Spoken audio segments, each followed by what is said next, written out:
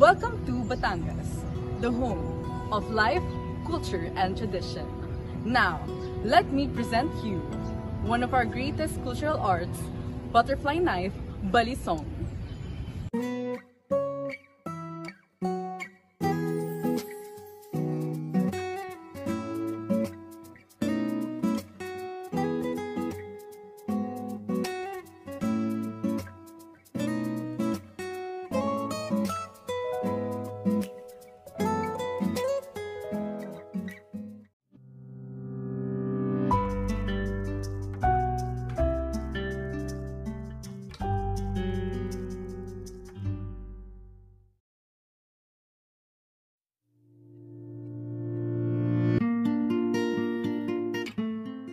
Ang balisong po ay nagsimula sa Barangay Balisong dito sa Taal, Batangas.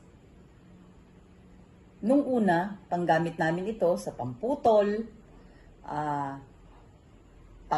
pamputol ng mga kahoy, at kilala din ito sa palangga namin sa sarili. Bilang isang Batanggenyo ay kailangan lagi tayong may panangga kung tayo aalis ng ating bahay. Para anumang oras ay tayo ay may pang depensa sa ating sarili na makakatulong sa atin. Bilang isang Batanggenyo ay kailangan lagi tayong may panangga kung tayo aalis ng ating bahay. Para anumang oras ay tayo ay may pang depensa sa ating sarili na makakatulong sa atin.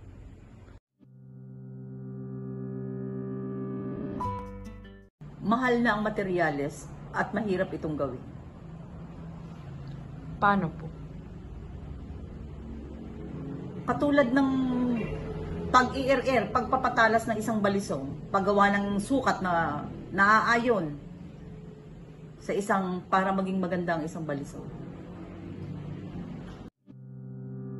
Minsan-minsan po, may mga programa o seminar na ang DTI at ang TESDA.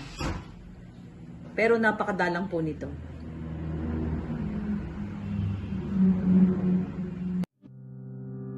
Hindi natin ituro sa paaralan ng paggawa ng balisong.